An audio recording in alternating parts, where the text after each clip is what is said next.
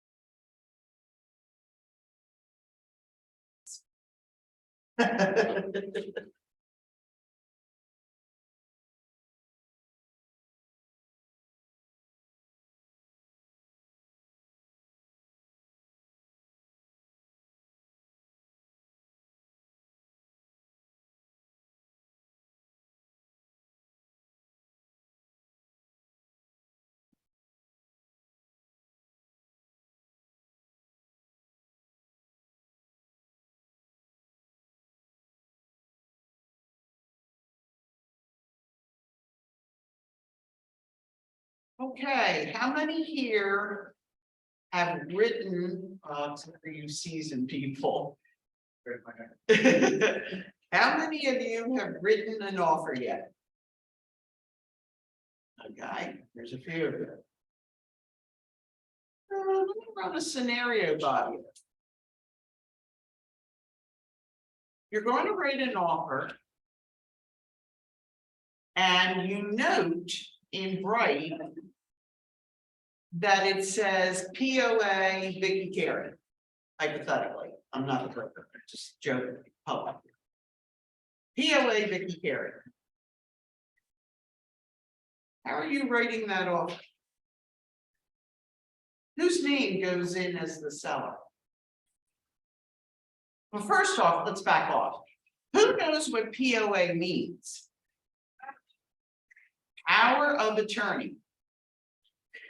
What happens if I was the power of attorney for Tess and God forbid she passes away? What happens to the POA? They get to speak on their behalf. I'm sorry, where did that little voice come from? Hi, I'm online. Okay, so what did you say, ma'am? They get to speak on that person or act on that person's behalf because they have the power of attorney. It gives them the quote unquote legal right to act on their behalf. It's like they're slipping into their shoes. But what happens if that individual passes away? What happens to the POA? Ah. Yeah. It would hang on the front of the POA. Now, POA dies with that individual. What, and this is actually happening to me right this very minute. I was referred to the nephew of an old client who his aunt was in a nursing home. They had POA, two brothers, both out of state, emptying out the house. I went over there, I did a walkthrough, pre-listing, get an idea of what was going on. And I said to them, okay, great, let me know when you're finished cleaning it out. I hadn't heard anything, reached back out, oh, Aunt Lucy passed away. I said, I'm so sorry. But now there's no POA anymore. What will I be asking for next? POA's gone because Aunt Lucy's gone. A will. Is there an administrator, an executor, an executrix? That's the female feminine version of an executor, executrix. And that's what we have to find out, because now that's a whole different process that has to happen. We can't sell the house because we have to have the authority. Who has the authority? An escrow has to be opened. You have to hire an attorney. This is what you got to do. So whenever there is an interruption of flow, You gotta stop and don't assume you know, because I know enough to know you don't know. If you don't know, that you don't know, I do. Pick up the telephone and call somebody. You're gonna call Tess, you're gonna call me, call somebody. Okay, because this becomes a real nightmare, logistically. Everything has to come to a screeching halt until we figure this out, okay? Let's say, let's protect. You have this funny little feeling in your stomach, and you need to act on that reaction. When your stomach does a flip, or the hair on the back of your neck stands up, and you're like, something just don't seem right here. 85% of the time, you're 100% right, something isn't right here. You may find out through the grapevine that Mrs. Jones actually is not the only owner of a property. When in doubt, have the deed pulled. The deed is transferring of ownership. Who is on the deed will determine who ownership belongs to. There could be 4, 5, 6 individuals on a deed. How many people have to sign the paperwork? All the remaining. All of them. All of them. So every person who's on that deed has to come to a meeting in the minds and agree. And let me tell you, that's a nightmare when one of them skews right. And you've got the other 6 going this way and one goes right. It's a problem. Years ago, I actually listed a home of my neighbor to find out, in somebody's wisdom, convinced her years before to have all 4 of her daughters put on the deed with her. Now that prevents inheritance tax, so there's a way around that. You kind of get what was going on. But now I need all 4 of them, and 3 are out of the state, and her and the one in the state to sign off on everything. I said, oh God, no. I said, we got to figure something out. So we took them off the deed and put mommy, just kept mommy on, so we could do the transaction. I said, then you can go back and put them all on for whatever you have as assets, because she was moving to one of the Carolinas. I said, but this is going to be a nightmare. Why do you think it would be a nightmare to have so many people that we have to deal with? Think of the agreement of sale. Time of the essence. In Pennsylvania, we have time of the essence. And in our agreement of sale, we have all kinds of time contingencies. And the availability to hook up with every one of these on a time constraint is difficult. Lovely thing is there's DocuSign, .loop, right? But there are those who are not computer savvy. There are those who don't need to own a computer. I know it seems like, are you talking about me? But it's for real. That means we're FedExing back and forth. So when you know in your heart, you're already starting with this listing and you've got 6 people we have to deal with, you need to come to a meeting on the minds on how we're doing this. Find out if they can create a contact person.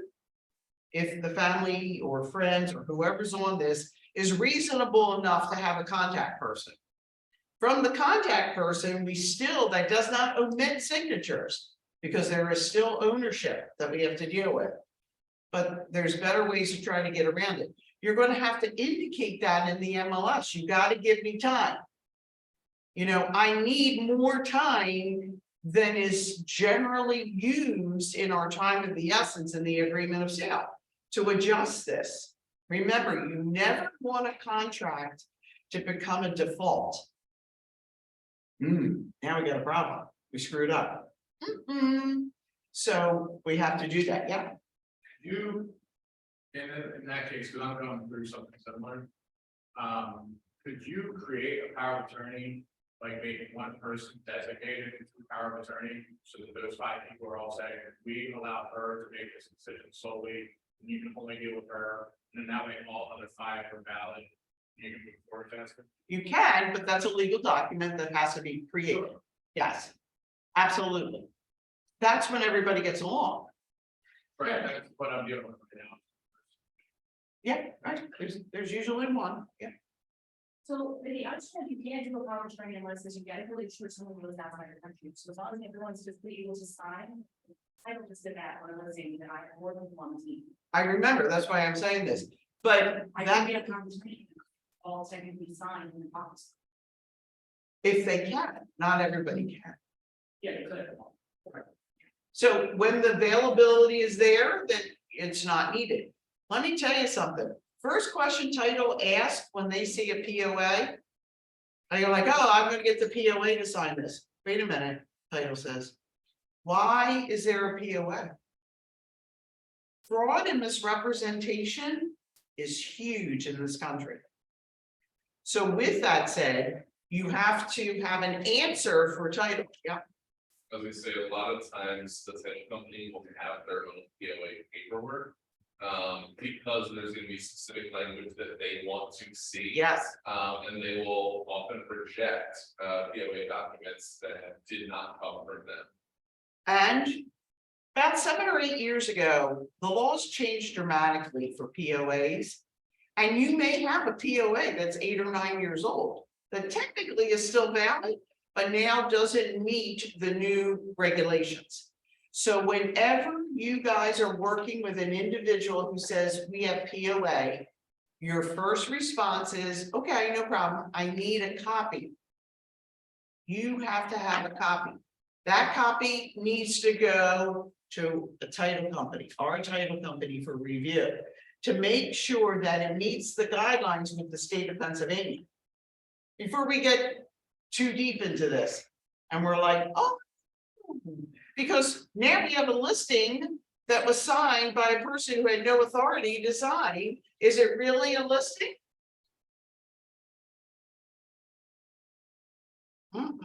Right? Okay, so things like that to keep in mind. I just had a situation and went flying out of my head, but we have some money. Okay, let's talk about. Have anyone here had a little thing like? Supposed to do with that. Or anything. Yeah, that's actually what the daily. What was that? I think that's actually what the daily is.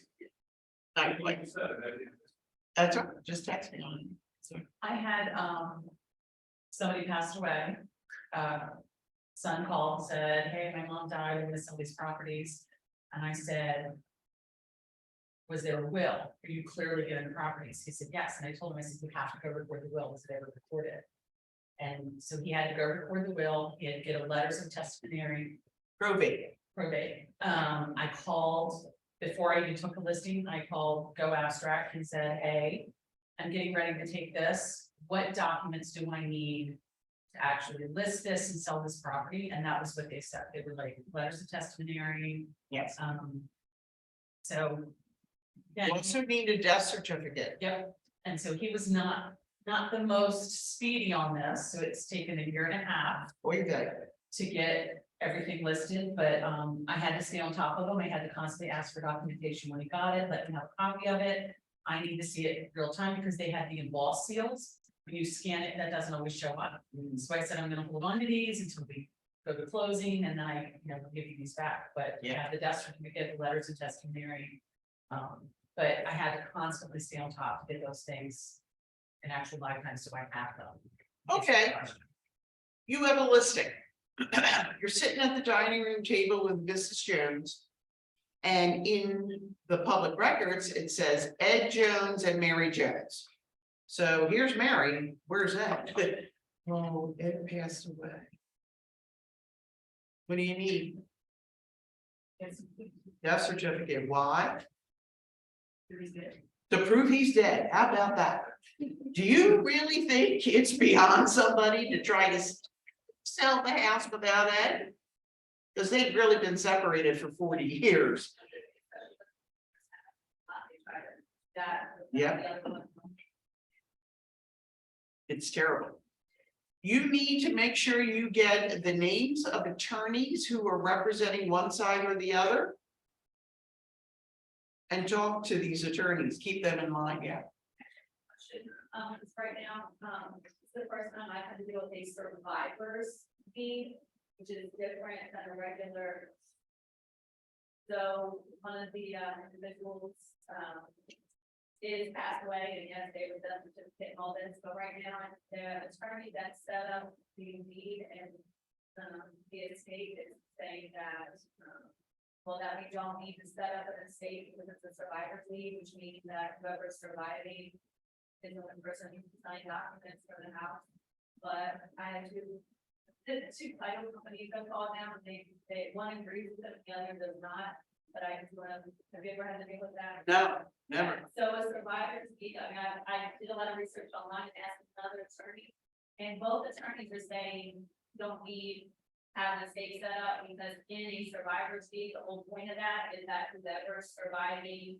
Whoever's left. Whoever's left, right? Right. Our title company is like, give me the first time, and I'm like, you can mind tell who attorneys are wrong, you know what I mean? But Well, sometimes we have to go to the underwriters and ask specifically, where's your concern? Because I have two thoughts here from two different attorneys, so we have to figure this out. Not uncommon. But a survivor deed makes a lot of sense when you really think about it. Yeah, survivor's deed, so you don't have to set up the estate, you don't have to pay for it or go get the FEIN number and stuff like that. right.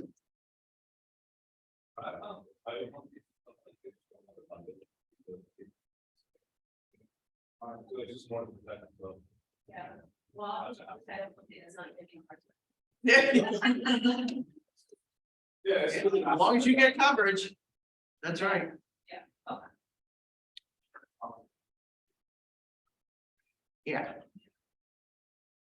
Yes, So I'll tell you, another thing to watch out for when you have, especially like a husband and wife, one that is deceased. Very few people know what they actually need to do from a legal standpoint when, you know, their partner passes away. So a lot of things go undone, and one of those things is very often letting the lien holder on the mortgage know that one of those passed away. Seen a couple times where the mortgage company, you know, they submit for the payoff so we can pay off the lien, you know, that's sale of the house, and mortgage company goes, you know, okay, well, there's one signature, but where's the other one? He's been dead for 15 years, and no one told the lender. that's right. How do you write up the listing contract when you're sitting there with Mary Jones and Ed Jones has passed away? You put ownership in on that line. Put the name. That's the best way to do it. It would be Ed Jones, comma, Mary Jones, Ed Jones deceased. Do the same thing in Bright, because you want the agreement of sale not to have Ed on it looking for a signature, but Ed's name still should be on it. Now, let me explain that. If they both by the entirety, what does that mean? They took title by the entirety. You guys haven't been out of school that long. Husband and wife. Husband and wife. Husband and wife each have 100% ownership. Ed passed away. His ownership landed on Ann, whatever I call her. Okay? So the reality is she now has 100% ownership. It is nice to identify, it helps the title company. Remember, the title company gets the first 3 pages of the agreement of sale. They can see and now ask, but you're all spiffy and well educated, you will supply the death certificate to the title company. But if you forgot or you just didn't remember, they will now ask for that because there are particular searches that a title company has to do when someone has expired. I've been at a table representing the buyer and I have title go, wait a minute. Is Mr. Jones gone? And they're like, "Yeah." She's like, I can't close. And up from the table they go. Everybody needs to know who's still breathing here and who's not. So even though technically Mrs. Jones has 100% ownership because it was by the entirety, how did we know if they purchased by the entirety? As a husband and wife. Original deed. Ah, the original deed. What other forms of ownership could it be? If it's not by the entirety because they're married? Tenants in common, Excuse me? tenants in common, or That's joint tenants correct. with right of survivorship.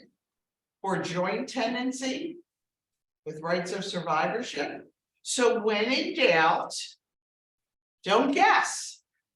This isn't a guessing game, okay? You need factual information. You go over to title, pull this deed for me. I gotta see how they took ownership. Okay? But it's nice for, if you indicate someone has passed, everybody is not, underwriting is not looking for a signature from Ed because we've identified Ed is gone.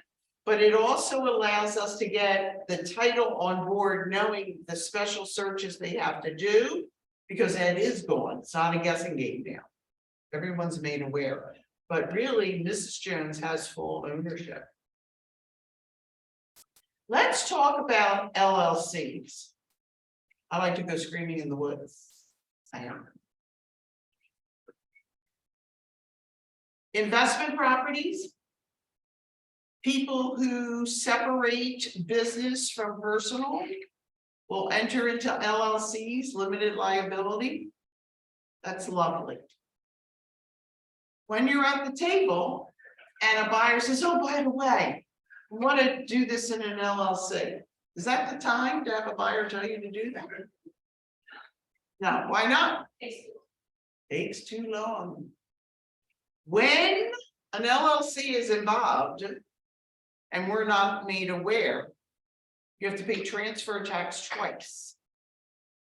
If you're working with investors, first question you want to ask them is, are you planning on purchasing this as an LLC? Put the seed in their head there. If they go, I think so. Your next line is, well, because you think so is fabulous, but now I want you to seek legal counsel to confirm that's the route you want to go. Getting an LLC in the city of Philadelphia can take up to 2 months right now. So that puts us really behind. If you're writing an offer and they want this property and they have not created and or have started the process and it's not complete, you need to add in there what? You need to add on the last page of the agreement of sale that settlement will occur when the LLC has been approved by the state. That's giving the sellers heads up. This may not close in 60 days like we initially thought. That gives you the automatic extension without having to go get it per se. Because when they sign that bottom line to that contract, it's already in there. This way your buyer is not paying for transfer tax twice.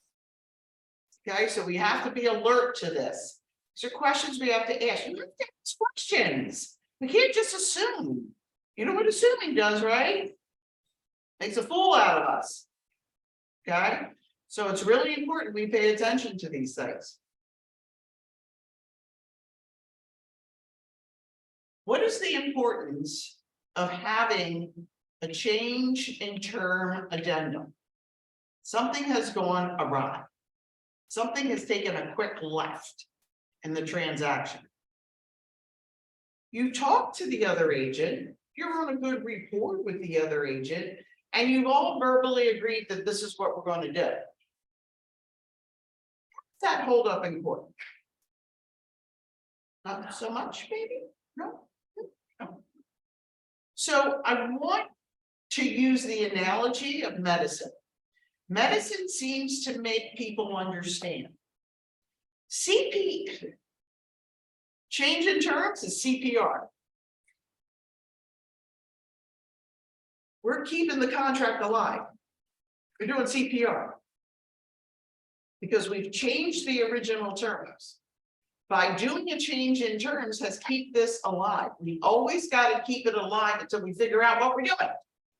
Don't ever let it die, because now we've defaulted. And defaulting is never a good thing, right? So we have to keep everything alive. I'm going to give you an example. In Pennsylvania, we're a title state, not a lawyer state. So we don't use a lot of attorneys. And occasionally I've had a client say to me that I really want to have my attorney review the paperwork. Absolutely. Absolutely.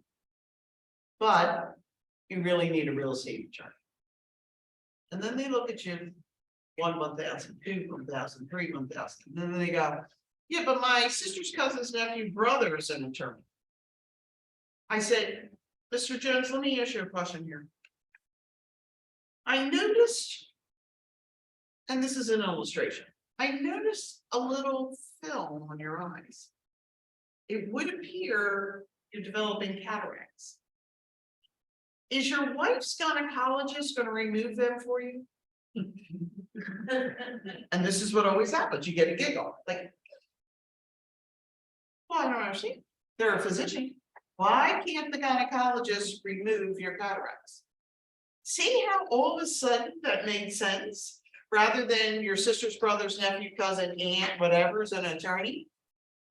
A divorce attorney, maybe, but a maritime attorney has no business doing real estate. Same thing. Gynecologists should not be removing cataracts. That illustration kind of goes, oh, now I see what you're talking about. Let's get the right professional for the right job. You must know every day, and I've been doing this 35 years, I learn something every day. Okay. It's not embarrassing to say, I just don't know what to do here. I'm not clear on the right way to handle this. That only shows how smart you are. Not how much you don't know, how much you do know. You know enough to know your limitations. It's a very litigious business here. And everybody wants to sue everybody. Conversation today with a seasoned agent. New construction, my least favorite transaction. You say, but why? Because the standards that the buyer sees on the material that they are purchasing the home often differ than the developer's quality of workmanship. In the agreement of sale, the term is used in a workmanlike manner. Does anybody know what that means? Because if you do, please tell me, because nobody else seems to know. It's about as loosey-goosey as it can be. With that said, let me say this, as a brokerage, Keller Williams, Philadelphia, we do not hold escrow. What does escrow mean? Anybody know here? What does that mean when I made a statement? We do not hold escrow. Escrow in this scenario is monies being held for a service to be performed. Okay.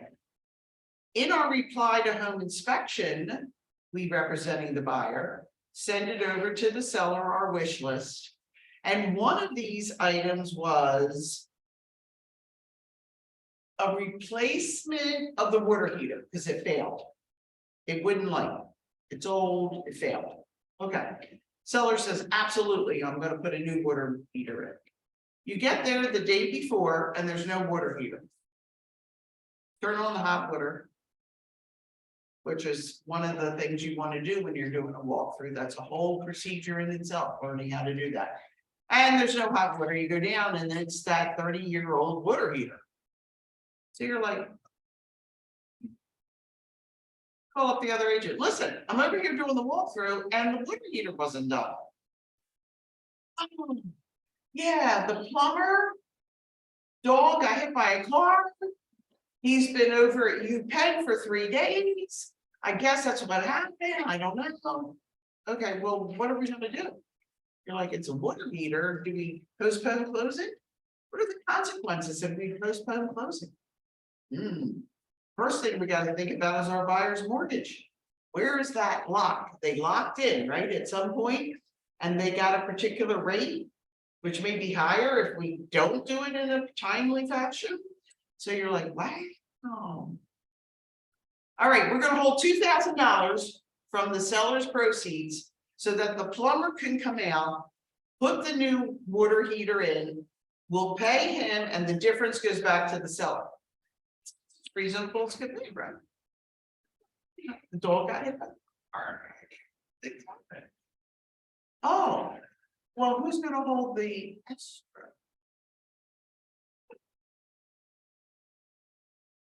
Is this a title issue because the water heater's not working? So odds are that title company's like, Nanette, I'm not getting involved with this. Oh, but my company, Keller Williams Philadelphia, the buyer agent says, we're not holding escrow. So you hope that the seller's company money. It's okay, the seller's company, if they hold it, because you need mutual signatures from buyers and sellers to release money. So it's not like just because it's the enemy side that they're gonna give it up, so it's okay. But odds are really good. They're not gonna hold it either. Now, what do we do? Check directly to the plumber. If you have an invoice, that's excellent. If you can get an invoice from the plumber saying the cost is $1,500 to remove, replace, and hook up this new water heater. On the sheet, on the settlement sheet, it'll say Charlie Neal Plumbing, $1,500. But there's a little caveat to that. Because the loan institution may go, what? You're telling me there's a deficiency on this house, that the water heater's not working? I don't know, I don't think underwriting is gonna like that. Now we can't put it on the sheet and do that lovely smooth way of doing it. Now we really have to escrow. Today, the phone call I had for a new construction situation was that. Punch list was done 6 weeks ago on new construction. There were literally 20 items that had to be done. The buyers are from Washington State. These buyers have never seen the property other than a virtual tour. The brother of the buyer goes over and looks at the house and said, this isn't done, this isn't done, this isn't done, that's not done, this isn't done. Also the buyer agent, and they're like, look, come on, guys. You've had 6 weeks to do this, you have done nothing in 6 weeks. So all of a sudden they run over and they do 50% of the 20 things. And we still have outstanding things. 2 agents decide, okay, this is what we're gonna do. We're gonna have the seller sign a document that says they got 30 days to finish the last 10 things and we're gonna close. How's that gonna work? Do you think that's adequate? Do you think that's not adequate? Now, remember, the seller is going to get paid. I don't know, probably $500,000. I'm not sure if that's adequate or not. I guess that would depend on what the actual buyers want. And what if their property is sold and they have to be out by a certain time? How would that work? Well, they're gonna live in it. So the repairs. Can be done while someone's living in there. If only that was the problem. The problem is seller has got their 500,000 and they're like, catch you later. Out of here, I'm done. This document will survive some. That document will survive settlement only if it's written in that way. Thank you. Think of this. You write an offer, there is a time frame. Everything is based on time of the essence. So there's time frames for everything. And we have to close on a certain day. Unless there's a change in terms. We're doing CPI. Okay, we get to closing, but we've got a situation as this. If there is an addendum, it has to be added to the bottom of the addendum. This will survive settlement. Now, there's something you guys really need to do. When you're doing your walkthrough with your buyer, what form should you have with you when you're doing that walkthrough? The original punch list or the agreed upon terms for the reply for home inspection, along with this very special form. Pre-settlement walkthrough form. Why? Because on the bottom of that form, it states already pre-printed. This will survive settlement. Without those words, we've met our goal according to the agreement of sale and settled on the day we were supposed to. Technically, the patient died that day. Whoop. Dead. Because we've accomplished our goal. The contract has ended. Therefore, is that addendum valid? Without the statement, this will survive settlement.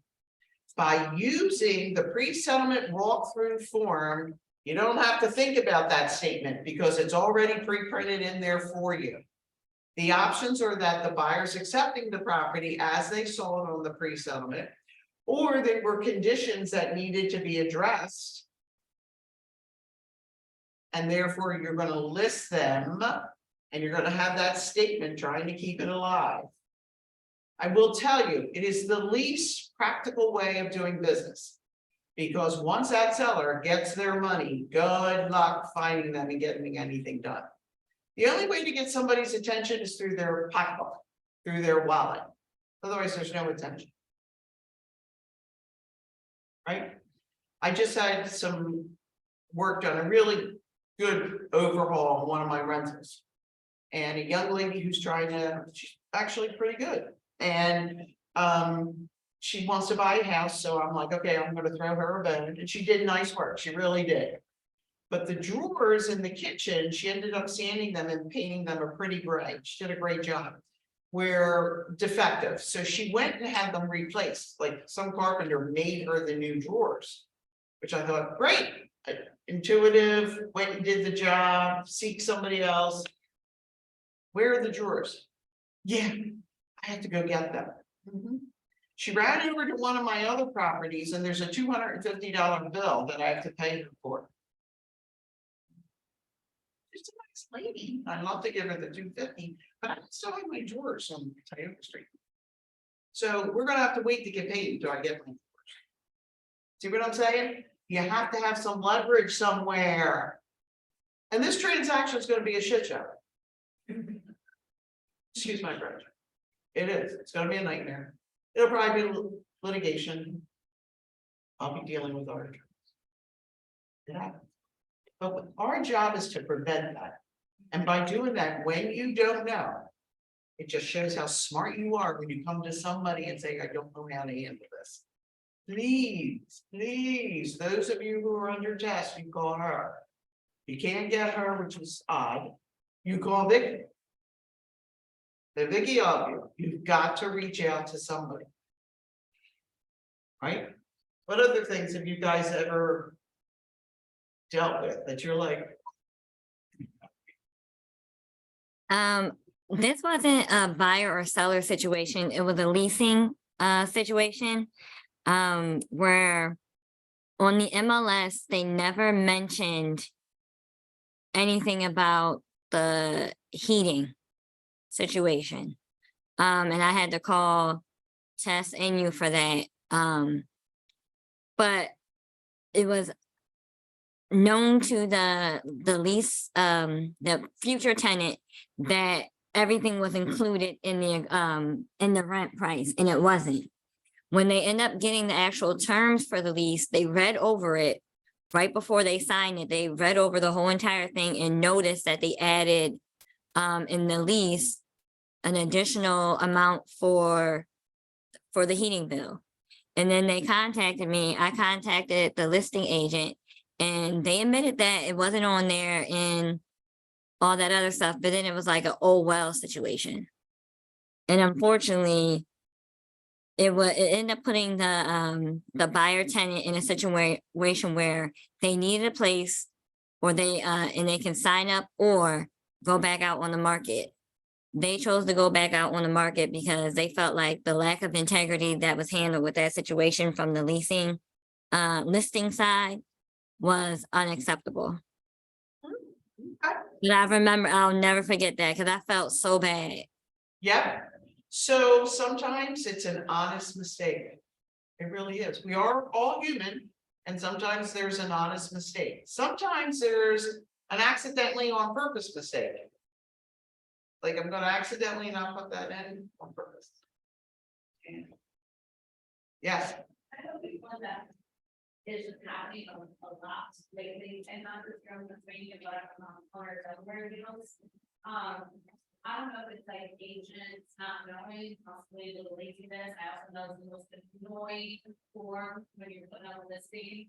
But it's so, you know, by sign, and that's the seller's disclosure. And I literally got to let him take me there, being so disrespectful, as was screaming match, and all he was saying is, I don't know real estate longer than you've been alive. And I said, well, you're old as shit, I'm 37, so I'm very old that to do real estate, to release it, you got started, right? So, but my point was like, on the first page, it's okay that whoever is on title and for the deed and selling the house never stepped foot in there. But that doesn't excuse them from filling out the other disclosure. Also, it is that as is property, with that term that we use so loosely, you still have to fill out seller disclosure, even if everything is unknown. That's why the box is there. And if it's an estate or whatever, page 1 takes care of that for you. But there's questions on there that don't have anything to do with the actual house. It has to do with ownership and what's being conveyed, and is it part of the HOA, blah, blah, blah. So you do have to fill it out no matter what. You cannot upload the blank seller's disclosure. you, right, and the other, They cannot be blank. no, They have to be signed. They have to designate why the information is the way it is. So if this isn't a state and, you know, someone inherited this property, didn't know nothing about it, then fill out page 1 and then mark unknown. So there's also due diligence that's expected on the seller's part and your part of the agent. You can't say you don't know it's part of an HOA or a condo association when you can just ask a question to get that done. And you're not doing a service, because the less information you provide on your listing, the less likely somebody will want to be able to do to sell that house. Like, I'm skipping over you, I'm not like, I only got into that point because the agent and I've done the first deal, and I didn't want to call the broker, it's only the dirt, not nothing. So I got to the argument with them, and they ended up filling it out. It's been on the market for 100 days. Why do you do that? It's because people are buying, possibly, but like, you have to fill them out in some way, shape, or form. And you should not, you know, let them purchase the property and let them sign off on blank seller's disclosure. If anything crazy were to pop up, they have no leverage, like you talked about, and you're not doing a service to your client. Like, what were you there for? They're just blindly buying the property and don't know what is it would be, right? So it happens, like, it's almost an everyday thing at this point. Yes. I don't know what is, I don't know. If it's just- this has been a thorn in my side for many, many years. Way back when I was with other brokerage, and I had come up with some verbiage I personally use. So when I have a buyer who's interested in looking at a property, first thing I do is I pull up the seller's property disclosure and I go right through it. And I read every question. When something is missing, I usually print it out. It works better for me than on the screen. I would take a pencil and I would circle the line number that's missing. Is it missing because they actually missed it? Or is it missing because they accidentally did it on purpose? You know, something similar to like, has there ever been any accumulation of water in the basement crawl space or other? That one forever is missed. So in my agreements, when the seller's property disclosure statement is not filled out in its entirety, I do not have my buyer sign it. Why? What is my reasoning? Let's think. What is Vicky's reasoning not having her buyer sign an incomplete seller's property disclosure statement? What's my logic to this? Buyers accepting letters on there. Exactly correct. With their signature, they're saying to the world, I'm accepting what I say. I think he's not happy with that. So I have verbiage that I add on page 14 under remarks, something to the effect, it is understood and agreed by all parties that the seller will complete the seller's property disclosure statement. And then the buyer has 1 day to review. And if accepts it, will then sign off an initial, and that becomes the execution date. Pisses off these listing agents all day long. Because it's not done right. As a listing agent, your job is to make sure your sellers have done this correctly. Not so much today, but I got a listing yesterday. Clients 20 years ago, I sold them the house. Who did they call? Why? Because they knew who I am. Had an individual call to complain yesterday about something.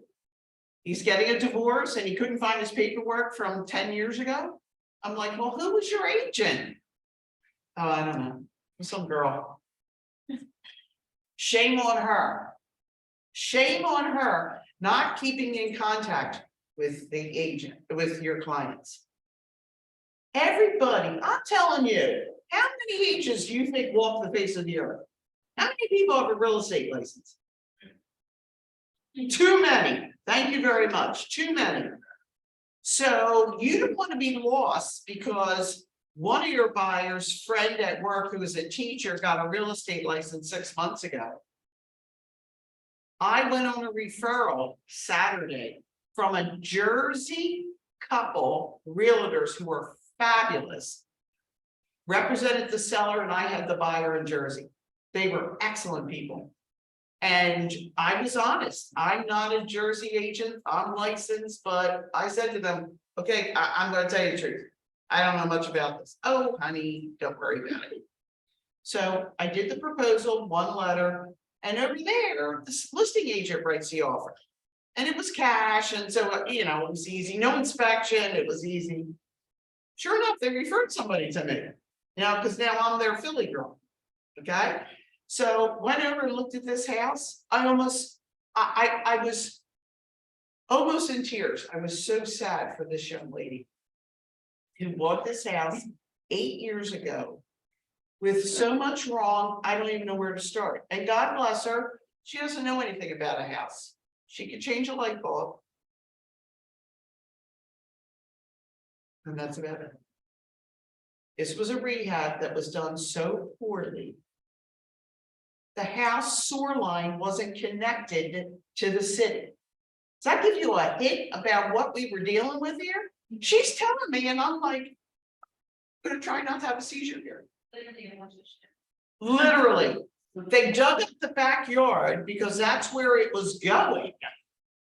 I can't even begin to tell you how bad this was. I finally said to her, I am so sad for you. I am so sad. I said, who was this agent? Well, it was a friend, a girl I worked with. She was new. She was new. Cost her $6,000 to have a lateral put to the street. that she ended up paying for. I said, who was the home inspector? See what I'm saying, how bad things can be?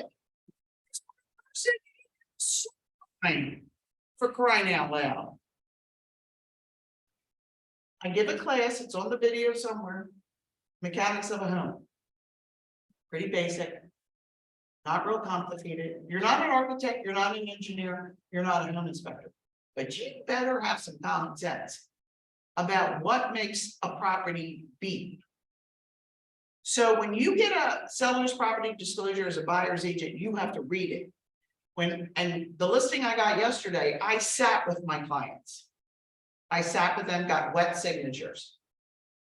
But oftentimes, we were pressed for time. I would say to them, if you want to start filling this out, the seller's disclosure, great. They hand me page 1, which is simple. Then we go to page 2. They fill it out and they hand it to me. I hand them page 3, and then I read page 2 to see what they missed. Circle. I take 3, hand them back 2. You missed 2 questions. I read 3, they missed 1 question.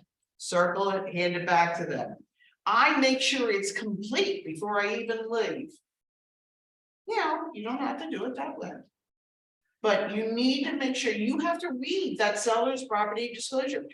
In the state of Pennsylvania, if you know of a material defect that is not disclosed by the seller, guess what?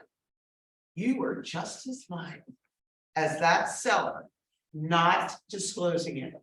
Many years ago, I went on a listing, a mature woman, and I was in the laundry room. There was ring, all the cove base, that's what it's called, that runs up the wall by the carpeting, and that plastic or vinyl type of thing, cove basing, was gone in the laundry room.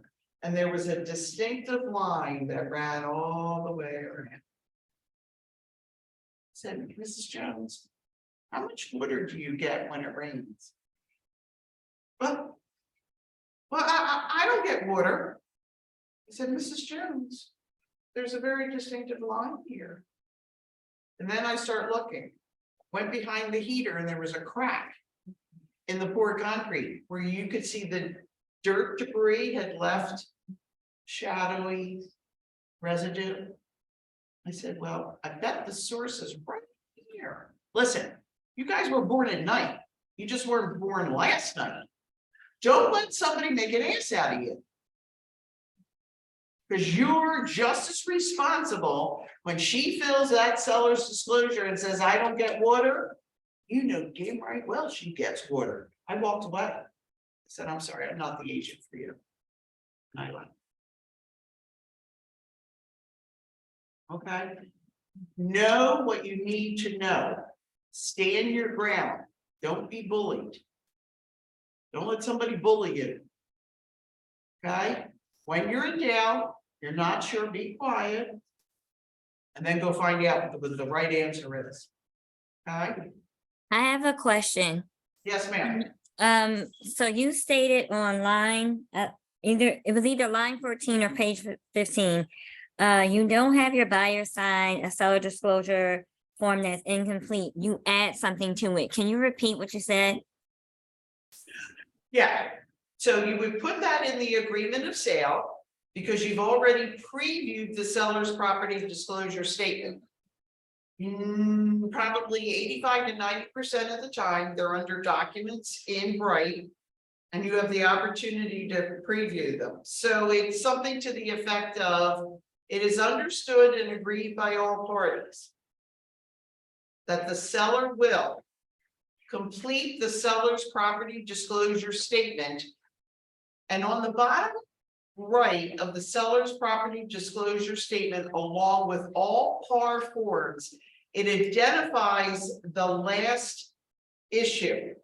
So let's pretend it is 1 of 21, meaning January of 2021. This is the most recent version.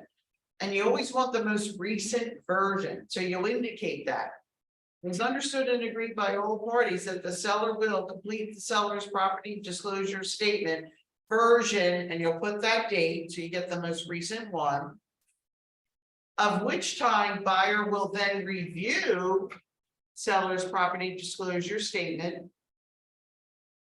And have 1 day to decide if they will initial and sign off and accept. Then, because now we lost a day. At this signature date will now be the execution date for said contract. Make sense? Right? You're gonna catch somebody's attention, because that seller agent's like, what? the fuck is going on? Because you have a real estate license, doesn't mean you're any good. All right? These guys can work that. Somebody, right, remember, physicians, their mistakes are in the ground. God forgive me, it was a nurse for a long time. But it's true, we have to be better than the next. When I worked for a different brokerage years ago, people used to run into my office and say, Jesus, look at this agreement of sale. And it was a hot mess. And they go, look at the brokerage it comes from. When I came over here, my greatest goal was to never hear that again. Never to hear, oh, it's Keller Williams Philadelphia, look how sloppy this is. What I want to hear is, oh, this is Keller Williams Philadelphia, I know they're squared away over there. Right? We have to strive constantly to be better. Always, gotta be better. Realtors are lazy. The agreement of sales are half filled in, half not filled in. Nobody's phone numbers in there, nobody's emails in there, nobody's fax numbers in there. Why do we need fax numbers? Anybody know here? I mean, it's so old. It is. Why do we need a fax number? Yeah, Thanks for the payment systems. absolutely correct. If you ever deal with a short sale situation, a foreclosure situation, bank-owned properties, it's all done by fax. It needs to be typed in there. We have a fax machine. Don't be lazy. Okay? This stuff is really, really important. I hope that helps. Any other questions? Just know you don't know everything, and that's okay. It's not a problem. I don't know everything. Nobody knows everything. Let's just establish that, okay? Do not hesitate to ask somebody a question. All right? All right, guys. Good luck.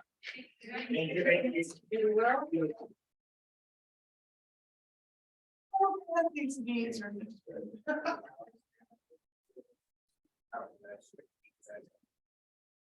You guys don't have. all of these.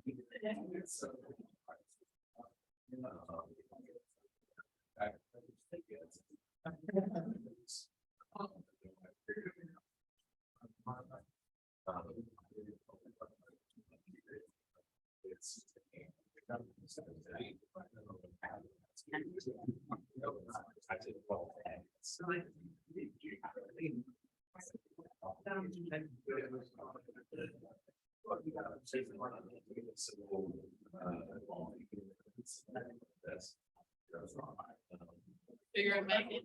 Yes, yes, you're right next to me. Steve, you're invited me and you're Kevin. What's your name again? Just solve this. You have any questions already? I'm listening now. Yeah, you might answer my questions, right?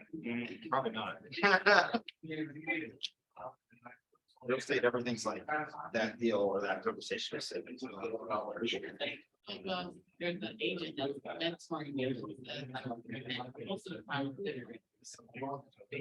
Transaction. Well, it's because the transaction can be a new thing for everyone, so it's not fair, so nothing's really the same, just general. And then you have to like. feel the situation. No, it's nonstop. How long you been? 7 years. 2007. You was what? 2015. When's your daughter born? 2015. Everything goes around. I used to be a teacher for 10 years.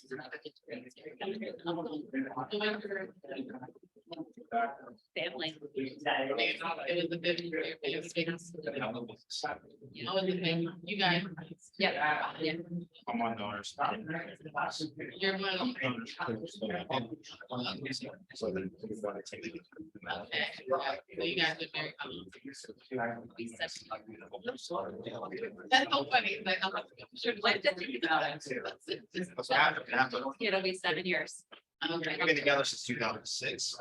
Okay. So it's trying to. That- that's- Thank you. You made it so far. No, I'm just killing you. My little baby, even though I'm here. Seriously. It's not always easy. No. You part of the office. No, I didn't even think myself. Oh. I'm trying to think myself on the 30th, but. Between you guys and me. That's fine. They made it harder recently, so. Yeah, like, I'm gonna keep going. Keep going. Yeah.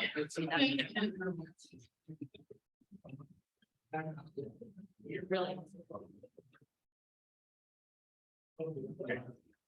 No. You want to be.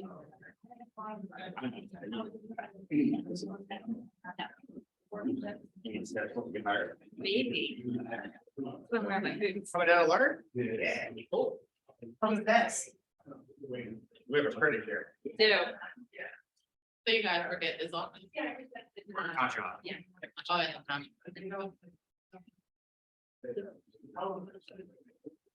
We do that here. You can play it.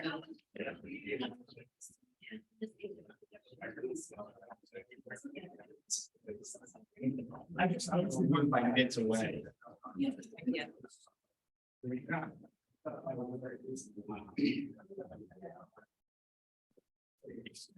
So. I'm on break. Just start. Give everybody another minute. Yeah, you should just vote no, I guess. Conflict, so. And then you have to rotate it. Never stop rotating. Never sound. There's different forms. But never. I just think it's. Right, right. You gotta be. Gotta say it where it comes to. Right. We're trying slow. So wait, who would you say is the best? Do you think word of mouth? To make sure of everything, basically. The best return is I've always asked a lot. So when you first start off, it's trust you, so you're close to the. So you get everything you need. Conversations matter. So you should have constantly- One of the things that our mentors, when we learn how to connect. Yeah. Yeah. And this is like, it's not just. You have to realize we called somebody 10 years ago. I'm serious. Wow. No. He didn't like Florida. He didn't like it. Seems like he only wants a weekend trip. I'm not gonna lie, after like 3 days, I'm gonna be back here. Yeah. I'm like, I recharged the beginning. Slept for a couple days. Yeah.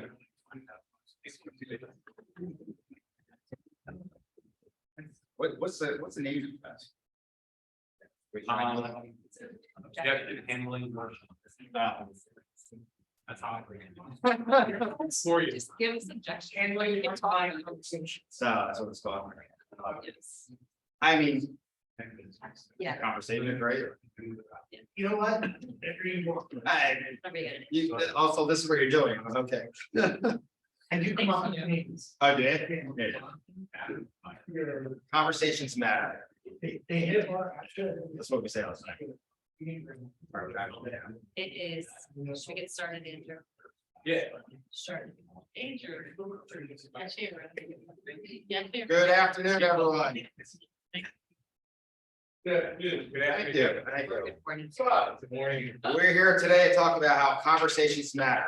I don't actually, what is it? How to handle tough conversations, but in reality, every conversation we have in real estate matters, right? So when we're going forward, if you have questions, please raise your hand. And if you have any conversations you want to talk about, please raise your hand. We're happy to actually role play and handle this objectively, right? But the most conversations we've gotten in the last 6 months is always about interest rates, right? Everyone's worried about interest rates. And we're always thinking like interest rates don't matter. And people say they do, right? They're thinking about how their dollar is not going as far and what's going on with interest rates. And we immediately turn the conversation over to like, why does interest rates really matter to you, right? And we try to deep dive into the whys. So I'll start off this whole thing about the conversations when you're talking to your clients is ask why 5 times. Get them to answer why, right? Why is interest rates important to you? Why is that home important to you? Why is this? Why is that? And then go again and again and again. If you want to be a master, then talk to my daughter. She's going to ask you more questions than you would ever know, right? Because then you're going to keep diving down, and all of a sudden you have this deep conversation of what life is about or whatever it might be. And that's what most of the clients matter. The conversation matters because it's what's their why, right? So we immediately talk off interest rates because we can't control interest rates. No one in this room control what's going to go on with interest rates today, tomorrow, the next day, right? There's a few people that control that, and I don't think anyone in this room actually talks like a person, right? So move on from that. So we go into what's why, right? And Megan will go deep dive into that in a second. But when we're talking to the people is when they get through the all why questions, we go, hey, there's 4 wins that you can have here if you look at a home and buy it now, right? If you buy a home right now and interest rates go up, you just won. Right? If they go from, if they're at 6 or 6.5 right now, they go to 7.5, you're a winner. Like you got it in a lower interest rate, right? If interest rates go down, they go from 6, 6.5 down to 5, you can refi out immediately. You won. You're in your house, you're there for a year or 2, it went down, you refi, and you got the lower rate that you wanted. And it doesn't always make sense though. So you have to show them numbers why it doesn't always make sense to wait it out. Number 3 is if the home values go up and you're in your house already, when you bought your house, it goes up 3-6%. When you're waiting for these interest rates to drop, you want to get it, right? Because your value is going up. I mean, there's no inventory right now. Supply and demand is huge right now. So like literally, depending where you're at, there's 3 homes on the market and everyone's making the same offer. There's 50 people on it, right? The last is if you're in that house for 5 years waiting for interest rates to drop, you won. You actually got what you wanted. You're in the house and you're not paying rent. We immediately go from whys to your wins, and it makes the person feel good in the conversation. So like for that whole situation, that conversation sometimes takes 20, 30, 45 minutes because you want to actually client for life. You're going to spend the time talking to them about what they're really diving to and what the wins are. If someone's really going to wait out the interest rates, I mean, I say it, I don't know what makes sense. I say it like, listen, I don't know if I'm ever going to talk to you again. Interest rates might not drop to what you think. They thought they were going to be at 5. I had a bet last week, someone else I was talking to, that he said it'll be at 5% today. I want a sandwich, right? Because I was like, I don't know if they're going to go down there, and no one can actually make that bet, right? But we don't know if they're ever going to drop, and ever. That's all I can say. So it's like, you can't sit there and bank on that, because that client may never be around, right? I'll let Meg go into why. So. Yeah, with that, I always say I don't have a crystal ball, so I don't know what the future is going to entail, whether it's a month from now, 6 months from now, or a year from now. But I know what can happen right now today for you, whether you're looking to buy your home or sell a home, and why does that matter to you? So after we go through the wins, it's the why. Why are you looking to move? What are some things that you heard? Sean, give me one reason why someone's looking to move. I get a home office, I'm tired of being in the basement. Okay, how many of you have heard that? Our constant conversation. Kate, give me another one. They're expecting and they need more than 2 bedrooms. Absolutely, they need more space. Have you ever heard one? Better neighborhood? Better neighborhood. Okay, anyone else have any other whys? So when someone's looking to make a move, Never watch how to answer that, right? Send them stats. Closer to the. closer to their job, okay? Yeah. I want parking. I want parking. City law, right? Or I want my own driveway versus a shared driveway. Okay, they wanna have, I want a pool. I want a pool. I wanna be, you have to be very careful in a certain area for kids because they are having children and they wanna be in a school. Well, why does that matter to them? I can't tell them where to go, but why does it matter to them?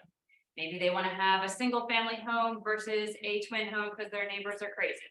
Whatever it might be, their why, and then you keep asking more. So Sean, what does having a home office, how is that gonna change your life? What's that gonna do for you today? I gotta be able to work out within the time. So if you're working in a new home office, not looking out of the basement into your beautiful backyard, how is that gonna change your life? It's gonna be a positive outlook on every day. Excellent, so, Overall mood is gonna be so much better. okay, so you're gonna have a better mood. How else is that gonna affect your work for you? Also, Okay, we just got to 4 levels of why he wants to move, of getting a new office. And all I had to do was use what he gave me and ask him, how is that going to make you feel? What is that going to do for you? How is it going to change your life? So you're asking the whys, so that way, when you're going to be talking about them making the move, every time I talk to Sean and he's having maybe hems and haws about those interest rates, I'm saying, hey, Sean, you know, you told me that you really wanted to find a new home with a home office, so you could look out the backyard. So you're not gonna, so you're gonna have a more positive outlook and you're gonna make more calls, which is ultimately gonna bring your family more money.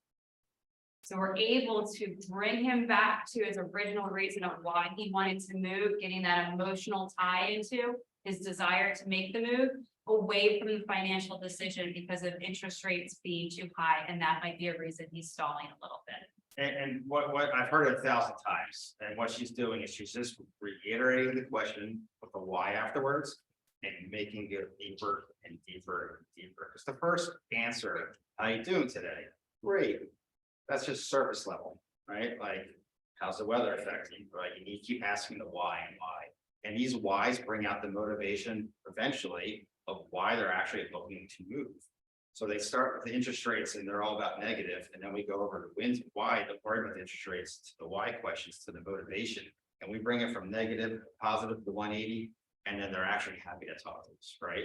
And then we end the conversation with saying stuff like, we're here forever. So if you're not finding the house you want right now, it's lack of inventory, we're gonna keep following up, talking about your needs and wants, and keep going forward. That whole conversation sometimes takes 5 minutes, which is too rushed in my opinion. Our average team is like 15-20 minutes, and sometimes it's 40 minutes. I mean, it happens all the time, but you want us to take the time of what they want, and what their motivation is to actually get the listing, get the buyer, and keep moving forward. So like, everyone has to realize conversations cannot be forced right now. You need to slow down. There's less deals out there than there ever was. The stat was back in 2012, there was 1 million realtors and 4.3 million transactions throughout the country, right? And that's only one side of it, so you can double it if you want to. Now there's maybe 1.5 or 1.6 realtors with an estimated 4.3 million realtors out there. So if you're trying to force a conversation and sell the house on this first conversation, you're going to lose that client. They think you're a salesman, right? A used car salesman trying to get you to walk in the lot and off the lot. Instead of representing the client, and actually digging into this conversation and actually getting to know the person, what they want. Because if you actually listen to them and actually say it back to them and take your notes into your CRM, which everyone should be using, we got it, right? And actually follow up what they want, then you're gonna have a client for life. We have clients that call us 10, 15 years later, because we listened years ago, and we're listening to them now, and they may not buy for a year or two. And it's hard to swallow at times, but this is our job. This is what we want. We want that client for life, and that's what we're doing in these conversations. And taking the 45 minutes to have a conversation. I'd rather have 5 great 45-minute conversations a day than 100 just hang-ups, right? So we have to realize that we're slowing this down and asking these questions for that reason. Yeah, so with that, in terms of taking more time on the phone, you can ask the why for really any question when it comes to someone looking to buy a house. I mean, it's not only their motivation, but it's what they're looking for in the property. So if they tell you that they're looking for a house that's a single family, you're asking, well, why is that important to you? Then how will that affect you? You know, or if they're talking about a specific style of a home, whether it's a Cape Cod versus a ranch. Out in the burbs, I ask that question all the time because they want single level living. I'm asking, well, are you going to be considering a Cape Cod style property, or are only ranches important to you? Because then when they bring up a Cape Cod to me and they told me before that they will never consider it, you say, why are we going to waste our time? What has changed that you're now open to a different style of property? So you knew from the beginning, because you took the time to have the conversations and ask why everything is important to them, how it's going to affect their life, bringing up different objections to them as well as you're having the conversation, kind of playing devil's advocate sometimes. Because the one thing that I remember we had a very detailed conversation about is, if someone sends you a property and they say they want to go see it, and you know it does not check any of their boxes, my question to you is going to be, well, what's important to you about this house, and what has changed in your needs for us to want to go and see that home? Otherwise, we're going to be one of the other 40 people that are going out to look at that property versus looking at your specific needs that you told me that are going to check all the boxes, or X reason that you're motivated to buy a home. You have to constantly also do check-ins to see if their motivation or their needs have changed in this market and at all times. So it's always asking why questions and never feeling rushed. Because if I feel rushed on the phone, they're definitely going to sense it on the other end. They're thinking they're just another number or another sale that I'm trying to put up there. But if I can really make that connection with them, so when I call the next time, they know it's going to be on a more personal level. And then I'm going to ask more questions that relate back to our initial conversations. Where that CRM comes into play as well. Can't remember everything. And then it goes into the follow-up, right? So when you're sitting there to the buyer, seller, and you've had these whys and you have your CRM already updated, it goes to the follow-up. We try to get our team to follow up with all the clients that they think are actually hot once a week. And it's not, hey, buy a house today. It's anything you do for me to adjust what we're looking at, anything you need at all, right? It's a quick follow-up. I'm here for you. Because they might go from, you know, I need a bigger house than I'm expecting, all of a sudden, oh, I'm having triplets, I need a bigger house than I put it up, right? It's happened, I've had that conversation. So like, all of a sudden, they went from that 2-bedroom, 3-bedroom to 5, right? They're like, I don't know where I'm gonna live, let's explore it. You don't know what's gonna happen. And it's the follow-up that comes into play when we use our CRM, because we do not remember everything. We have 3 kids. I barely remember what I ate this morning, right? So like all of a sudden you're like, all right, when you're calling Bob, you have to look up the conversation. Do you have a whole database? I've been talking to Bob for 4 years about where he's gonna move to next, and you have to just be actually accurate about it, right? And this whole conversation we've been saying about buyers, about interest rates, but it's the same thing on the seller side, right? It's why do you want to move? Where are you gonna go? Oh, you're gonna go live near your daughter with your grandkids. How are you gonna get there, and have that whole conversation? And you go back to the whys of what it is, right? You have to get into the motivation. Because right now, everyone's not just flying. It wasn't 2 years ago where people, I want to buy, I want to sell, I'll figure it out. Now they're slowing down and saying, oh, inflation's going crazy. We don't know what's going on in the world. I have to actually have a plan of action. And we just sold a house in Phoenixville. The person's like, we're just gonna live in Airbnb a month and move around the country because they can work remotely. We're like, cool, sell your house right now, then get out. They're like, we will, right? But otherwise, some people may say like, I need to find a rental in California. I'm gonna go out next week. Slow down. The home's gonna sell in 5 seconds. So you have to have a game plan before you actually don't know what you're doing. And we're asking that why and helping them along the process, right? So we're trying to make this the transition smooth and actually get a client for life and referrals for life. Anything else to add? No. That's pretty much it. So that was the first topic we're gonna talk about. Any questions with that at all? Any experiences, anything else? Yeah, go ahead. I just have a scenario to present to you guys. I'm wondering what the scenario. Sure. So say you have a first time home buyer who you've shown 15 properties in this market. And they can't make up their mind as to what they want. They have a whole laundry list of items that they want. And you're showing them properties that check off a lot of those boxes, but obviously not everything is going to cover every one of those boxes, especially with a limited first time home buyer budget. What's your game plan with something like that? What are you gonna do to guess, talk them into buying something. So we never talk anyone into buying anything, so we're just gonna start eliminating the unrealistic goals, right? It's first you go, can you increase your budget? The answer is no, usually, right? Like, I can't buy a $1 house, so like, cool, what's the most important goal here? 2 bedrooms, cool, let's start with that, and rent the house, cool, here we go, here's what you have. Why don't you like these? And we start digging slowly, right? It gets to the why motivation, what they're looking at, what's their hesitation. Isn't the fact that they're gonna use most of the reserves up in life, that they're scared, maybe something time to buy, right? We're here for life. You have to start digging in slowly of what is hesitating, right? It's the right word. And also, are they making offers? If they're making offers, but not actually making an aggressive enough offer, then you're gonna get the constant objection of, I don't want to overpay for this house, right? And you're like, well, there's 18 offers. I mean, it comes down to the best terms. So you have to kind of go into that conversation.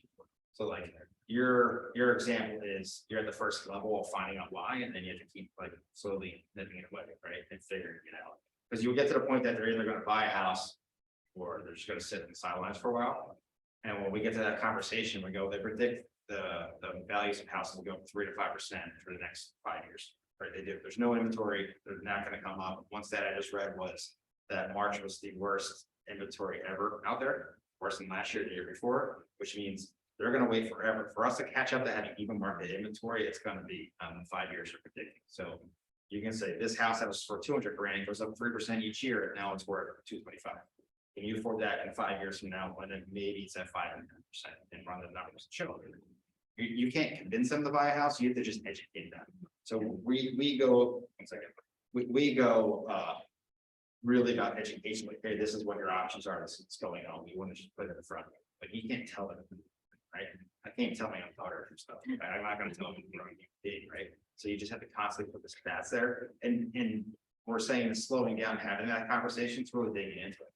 Like, hey, can I schedule an hour with you today? I just want to talk, right, to figure out what's going on. To piggyback off of that, they're a first time buyer, which means they're paying rent. Their rent's only gonna keep increasing. Their mortgage is gonna stay the same. And then also, they're most likely not gonna live there for 7, 10, 15 years. So if they're looking to get into their first home, what are the minimal needs that they have that are gonna make it make sense for them to buy this investment? Gain equity in their own home, so in 5 years, when they want to go and sell or make another move, they haven't just thrown away, $2,500 a month for 12 months for 5 years. They actually have that equity in the house that they're gonna then be able to put to the next property. So it's getting them to have realistic expectations and understanding, is it smarter to buy and make your own future in terms of wealth, or is it better to stay and pay your landlord's mortgage? I personally like my tennis thing. Yeah. But also, when some people are very analytical, so we talk about like psychology and the person's personality a lot. You have to figure out their person's personality. So if you're dealing with like an accountant that knows the numbers, sometimes I've seen spreadsheets where they're like, whoa, look at this. They're looking at appreciation, so that $200,000 house becomes 216, right? It keeps going on. They have that mapped out to like the rent they're paying and what they're losing, where they could be building the equity up, and it's still going down. So some people really get into it, and so like it just depends on the client. Like if you want that person to actually buy a house, you're gonna actually spend the extra 5 hours representing them, right? We get paid the big bucks to represent these people, because if you figure out how many hours you spend with somebody to what you get paid, it's way better than most jobs. And that's why we're sitting here slowing down representing them. So you have to slow down to represent the person, so they actually think that you did your job, right? Then you did it.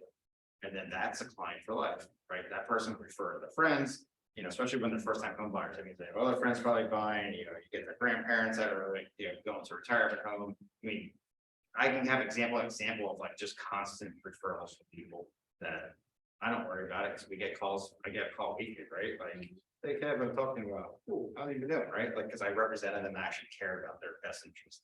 So you have to slowly dig into it. So whoever your client is, just start with that. Just do it, like, just start asking those questions, so they actually reveal why they're doing stuff. You got a question? That's all.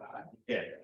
I was just gonna add, like, sometimes I've had to tell people, like, you can't have 5 number 1 priorities for a house. You know what I mean? Like, you have to battle. So like, you have to have a backyard, you have to have a garage, you have to have a pool, it has to be on 2 acres. Okay, which one's actually number 1? Why is that? Right, because what I find is that then it's like, well, 1.5 acres, if I were. Still, or, I could build a pool at 4 acres, you know what I mean, like, what's really the most important? I had to do that, mostly with my sister. So in that scenario, I would send them what their parameters are first, right? Yeah, it's two, like you're in Westchester or whatever it was, there's 2 homes that show up, you're like, cool. And I look back in the last, because Bright's awesome, right? You can look the last 5 years, who showed up in that parameters, right? And it's like 5, you're like, hey, your chance of buying this house is pretty much 0, right? So I sent you a list and I opened it up, just to give you an idea, and then you start asking the questions of what they want. And then you have to limit it down, like, your number one reason is why they're buying a house, the other ones are just hopeful ones, right? So it's like, and then when you deal with husband and wife, they both have their own ones, so you get to figure out who's actually gonna win this battle, right? And don't play them against each other, actually have a conversation. I used to go from house to house going, cool, we saw a house, this is back in 2009, when there's like 50 houses, you could show them. We would see like 6 homes. After the second home, I'd go rank them for me right now. They'll look at each other and laugh, and then they would almost fight. Like, they would just sit there and like, all right, this is that. When we get to the 3rd house, they would have it ranked. I go, cool, number 2's out forever. We're never gonna go look at that again. They're like, but I'm like, yeah, you don't like the Cape, and it's out for these reasons. I'm never gonna show you that house. So I limited how many times I actually drove around showing homes to like, this is your house. And then I would call them up. I have the house for you. I just saw it pop up in the market. And I'll watch the market and show it to them, and how many times I write offers doing that. So it's not like convincing them, it's just actually educating as we go through the process. What I find challenging, especially in the suburb area, a lot of my clients have, put in 4 or 5 offers since Thanksgiving and we're still looking. And, it's almost just like they're curious, and that's what I'm wanting to see. Like, well, there's one on the room, well, let's go see it, and I'm like, it really matches something that you're looking for. Like, well, we should see it, I'm like, you really should. Right. So just like, I try to give it to you, like, okay, well, let's just go see it, if it's the other properties, and it's not a total waste of time. Like, my car for magic, just maybe because I'm gonna get it to approval, not. Just like, it's not a use of time for them or myself. So we're trying to have that tough conversation in this way that is, like, I'm trying to help you as to be like. You're not gonna plans, Yeah, but every time you go show that home, you ask them, why we looking at this house? That- Every time you show that house in Broome Hall, right, which I probably know the 2 houses that get listed in Broome Hall. Have you asked them, why are we here? After they're like, they walk in, they're like, oh, here, then you immediately need, but you need to immediately catch them in their emotion. Right. Why are we here? And that's what you have to ask. Because they're not going to find what they want. So then it becomes a conversation of price, location, right?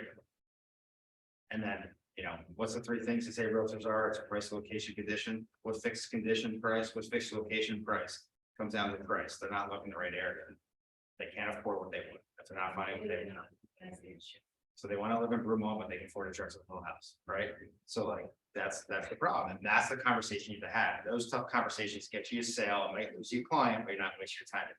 Right, and we look at direct help, but then they don't want to go over asking, I'm like, we were just in room all about, but now we're on this like really rough property, that was so much more, like pricier, this you can afford. So, Yeah, why would I pay that extra? Right. Because it's 25 offers. Right. You gotta stand out when you go to inspection. your job is to show them other areas. Give them other examples, right? Vermont, you can go, which ways you can go. You can go down the immediate way, you can just show them other areas, show them other options in their price point. Just keep giving them options, so they keep narrowing it down. So eventually, I call it the learning curve, because everyone wants what they want, but they can't have it. Eventually, if you show them stuff immediate and Newtown Square, here and there, we're not gonna name all the Havertown. And they're like, I don't want those, the price is wrong. I'm like, then you have to afford more. So you can make more money, you have more to put down, or you're gonna waive all your contingencies to make this happen, right? And it comes down to the why, so it keeps diving into that why and what's the motivation, right? They're looking at home, so they're motivated. But why? What's going on? If they don't want to live in Drexel, because right now, especially in the suburbs, I would say 99% of them are going up price. Like when we're listing a home, or when she's listing a home, we're trying to be very cautious about the price we put it out there. And then if the consumer wants to drive it up, great. Then that's what happens, like having a hot shot, right? It needed a lot of work. So you have to keep diving into that conversation. The tough conversations actually makes the sales. So as soon as they make that face, you catch them off guard. You ever babysit a little kid? And they're like, I don't know, my spinach, you're like, why? Eat it, get the pizza, right? The conversation I have with my kids, right? So like, you just catch them right there in the spot and make sure that they actually have that conversation. If you let it go and try to call them later, but drive it home, they're not gonna be honest. Yeah, and before you go show them that Drexelville home, you want to remind them of the why of what they're looking for and how that's gonna meet their needs. And if it's gonna be less money, well, what can they do with that other money that they're gonna have? And is this a house that they're looking to be in for 5 years because they're looking to buy their first home, they're upgrading because they're having kids? You have to dig into it. Not everybody, I mean, when people are saying they're buying their forever home, they're really not, you know, I don't know many people who have stayed in the same home. They said it was gonna be their forever home, because life circumstances change. So is this house good for right now and maybe for the next 5 to 7 years? And then we can talk about looking at a different property when you're making more money, maybe there's 2 incomes in the family, the kids aren't little anymore, you have different needs then. So does this house meet those immediate needs for right now and the next couple of years? Or you want to upgrade again or change locations, whatever it might be. So always the why. If you ever looked at a trend, it used to be 7 years to buy a house, to several years to the move, right? It's getting to 10 to 10, just the value and affordability. And so if you really want to get into with your clients, are you fine here for the next 10 years? Right? Are you fine with your unborn baby being 9 of, right? I mean, that's the real conversation, right? Like, you have to have these real conversations. So like, when I started this whole class off saying conversations matter, that's the conversation you have. Are you fine being here next 10 years? And does it go up 3% a year? And if the house by $500,000 goes to whatever, right? 700,000, I don't know the math is. Are you fine with having that equity? So you're gonna go find your dream house that you're there for the next 20 years. Have that conversation, make them think, because everyone's very short-sighted or nearsighted, it's a better way to say it. They're looking at right now. They're not looking at the fact that all we do in real estate for us as realtors and clients is a long-term thing, right? I don't buy a rental that make $300 in cash now. I look at the rental in 5 years, I mean, $600 in cash, and the appreciation went up from like 75,000 to 100,000. I'm looking at the long-term stuff, right? And it's all real estate, our jobs, and actually buying or selling a house. It's not like someone's gonna live in a house for a year or two, unless they're a relocation, you're doing a disservice by actually selling the house. You actually get it. They're not gonna make enough money back with all the closing costs of buying a house and selling a house. You're really within the person.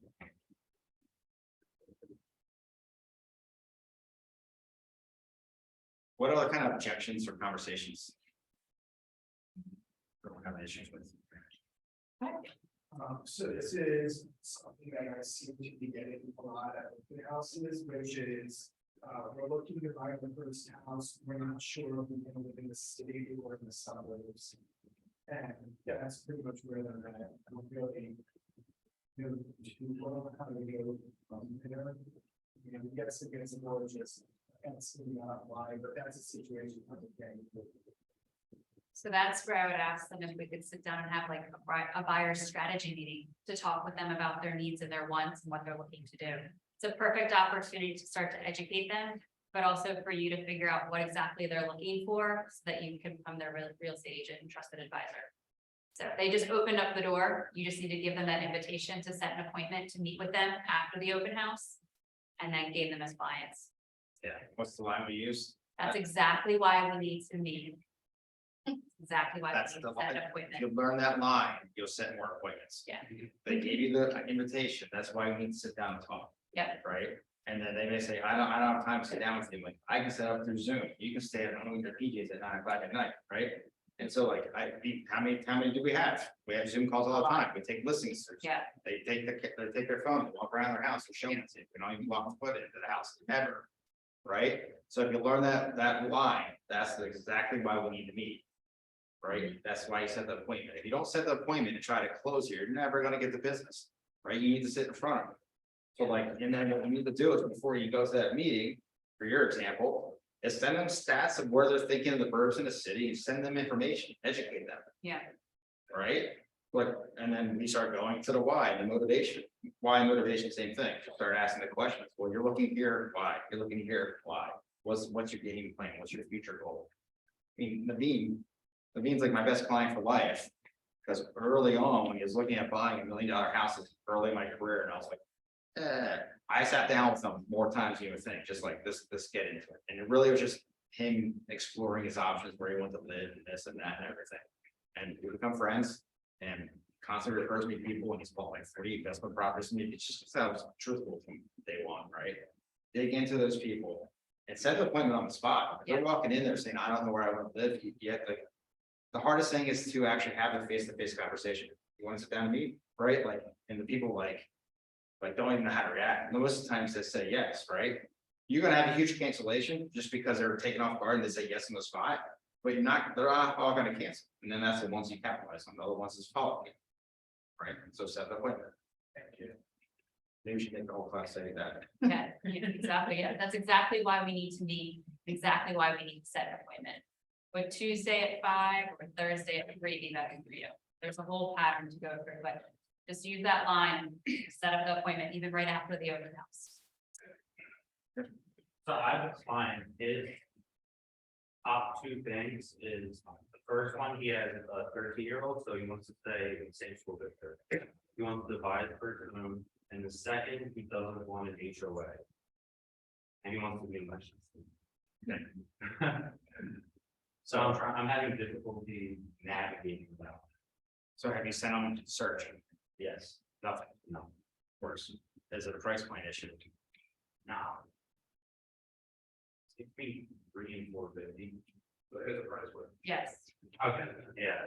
Well, it's a lack of inventory issue and a price point issue, right? Yeah. Is there, I don't know enough. Castle, maybe gonna answer. most of what I'm seeing is like senior communities. Okay. Yeah, but that's just doesn't have anything that works without, it's a tough shape.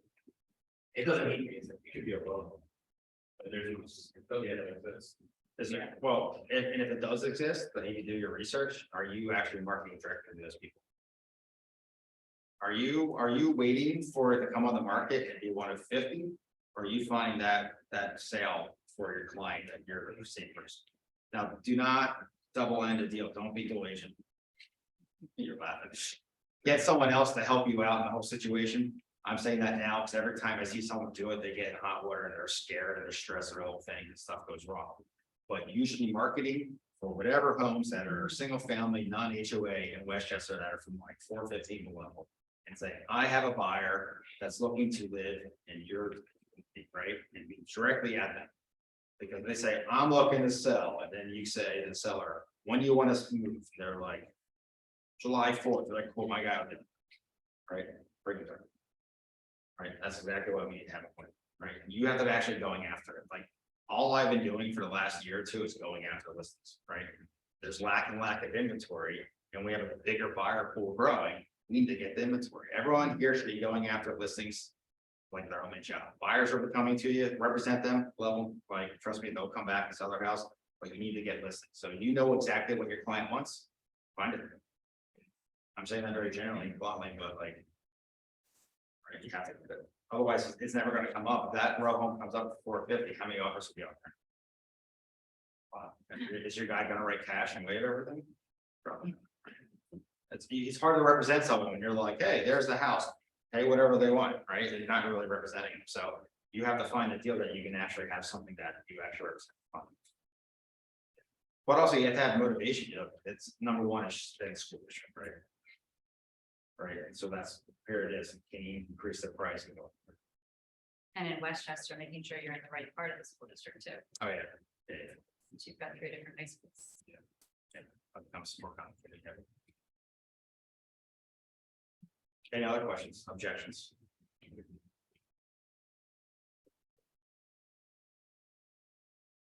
Want to use a local agent, Go ahead, Meg, you can use your line. What's important to you about a local agent? they know the area better. Well, why do they know the area better than someone else? And then I use, well, you know, marketing is something that is more widely spread than just a local agent. Local agent might just know that specific neighborhood, but we know buyers who are coming from all over to move into your neighborhood. So if she only knows that specific area, she may not know people who are looking to move into it to bring you more potential buyers. I can get you a wider range of agents and buyers versus that one specific local agent who only knows a handful. My network is gonna bring you more potential off-market buyers, agents who are gonna know more about your property. And then our marketing is gonna bring your home to more potential buyers as well too, which is gonna get you the terms that you're looking for in your house. I just spin it around. Yeah. The biggest thing out of it all is, Every time. It's fine. The other two, like if they're asking where I'm located, I use the line that I'm located in your driveway. And then they laugh, they're like, well, what do you mean? And, well, my office is my car, so my office today is 123 Main Street. And they're like, well, what? I don't understand. Well, and then I asked them where they work, and they're like, well, I work from home. Okay, well, what company do you work? Where is your company located? Like, can you still do the same job if you're not working directly in that office? And then it helps them think a little bit more, let's say globally, to understand the ability that you have as an agent that's gonna have a greater reach to more people versus someone that might have only done 5 transactions, but they live next door to them. I usually kind of go into like, hey, 15 years ago, that was super important because you had less technology and less marketing. Yeah. Now, you know, we have the internet, it's really cool, you can see lots of stuff. Absolutely. Yeah, that works too. Also asking, I ask who the agent is a lot, so I understand, because then I can say, well, you know, maybe I know that agent and how much experience they have versus how much experience we have and what I can bring to my client in terms of the amount of deals, the terms that I've seen, what I can do to negotiate the best offer for them. It's not always price, terms matter most for them a lot of times, and how I can get them the offer that's going to make the most sense for them. So using your experience really helps when you're trying to compete versus someone who might just be like a mom and pop that lives next door. if someone's getting defensive right away, sometimes like a smart ass joke that makes them laugh, cuts it off, cuts the tension a little bit. And then I call it the 3-second rule. You let them, if you let it like to window for 3 seconds, they're gonna say no and hang up, right? Give them too much. If you answer right away, you're just cutting them off. So this number 2, the second, you just ask the next question. So if you hear them laugh, you wait 1 or 2 seconds, ask the next question. Because then they're kind of like in a good mood, but they answer for the most part, right? So I made up my 3-second rule. So when I was on the phone a lot, I would say something smart ass like I always do. Most people know me here, right? And then I just ask the next question. I do all the time. And they just answer and they keep moving forward, right? It's just a way to keep the conversation moving forward. If you ever get stuck in a conversation, ask another question. Don't sit there and wait for them, the person to hang up on you or be negative. Just like, that was a good question. What's the next one? And just put another question in, right? How many questions you want? I already answered that. Whoa. Do you need your, just ask the next question, right? Keep moving the conversation forward. Because it will get less and less, right? And then also mirror match. If they're pissed off, I'll be pissed off. But like mirror match your conversation. If they're a slow talking person, be a slow talking person. Don't speed through the conversation, right? And so like you have to learn how to have these conversations. Like, conversations matter. Any other questions? Objections? Yeah. You've been on the phone lately, yeah? Yeah, I actually had a phone conversation the other day, and the way it was called, we have found. I was like, okay, that's great to know. I really don't want to say from there, honestly, because I didn't know how to keep.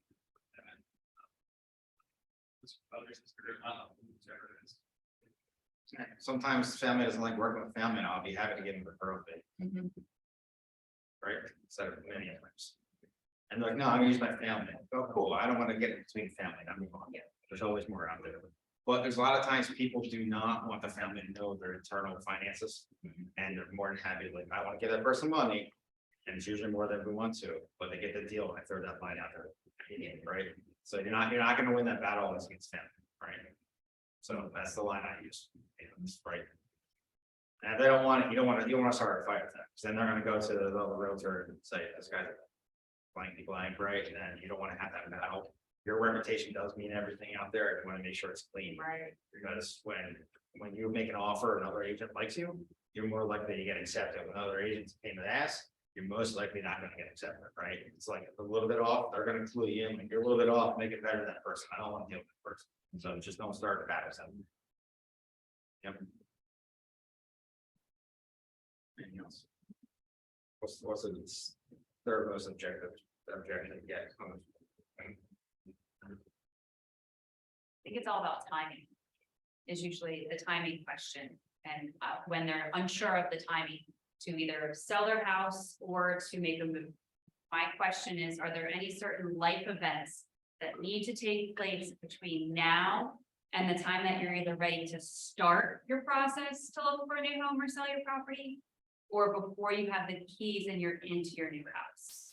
Because that's gonna give you the opportunity to know what their timing is, because time does relate to motivation directly.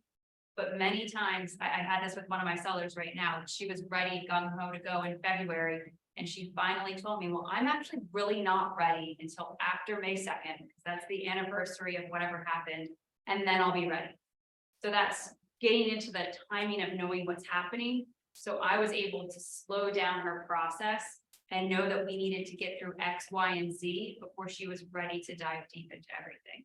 So asking your clients, is there anything or events that need to occur before you're ready to start the process, whether it's looking for a home, putting your house on the market, or before you have the keys to your new house?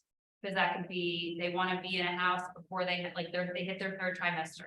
No, they want to be in a new house before the school year starts, or they want to sell so that the new family has opportunity to get settled before the school year starts. Or maybe they have all these trips set up, or they need to wait until they get their taxes done so they have money to be able to put in for their down payment.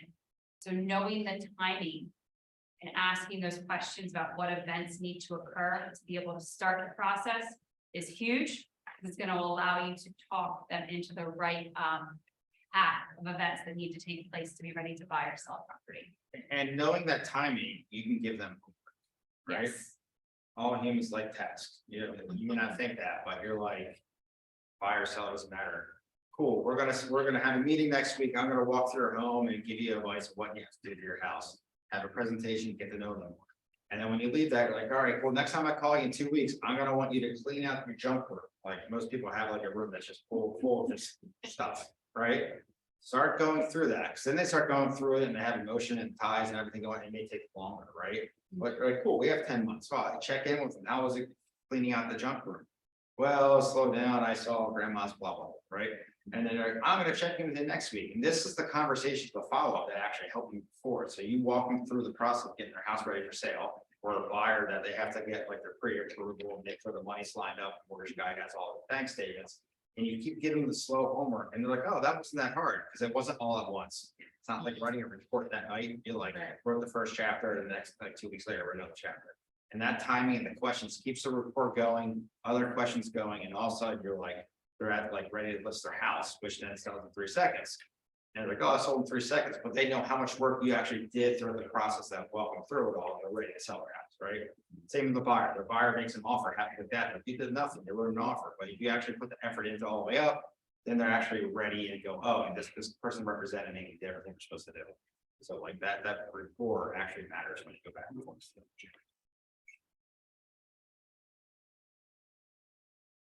Any other questions, objections?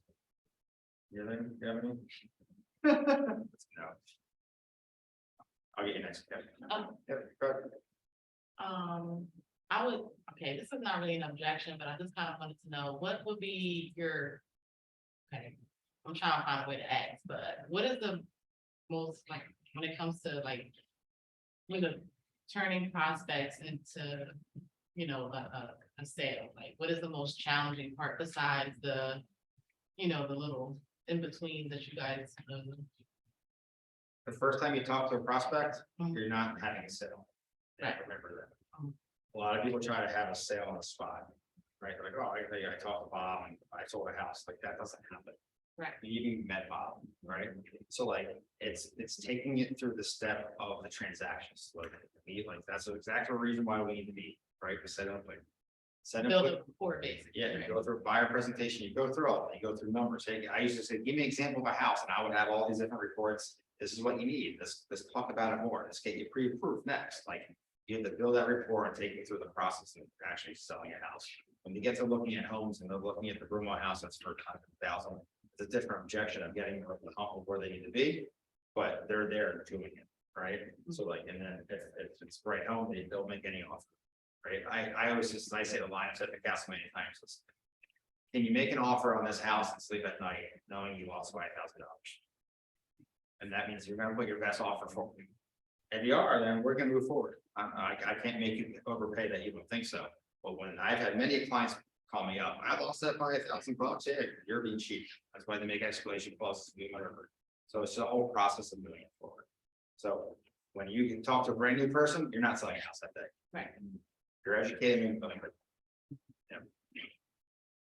I'm just curious, as you go at these listings in different areas. Are you getting objections from potential sellers that like, well, inventory is so low, where will I go? Yeah. Like putting that would be my institution calling someone like, I can get your buyer. And where am I putting you? I'm looking at things like that, yeah. What's their motivation to sell? For the money, but then, you know, they have this.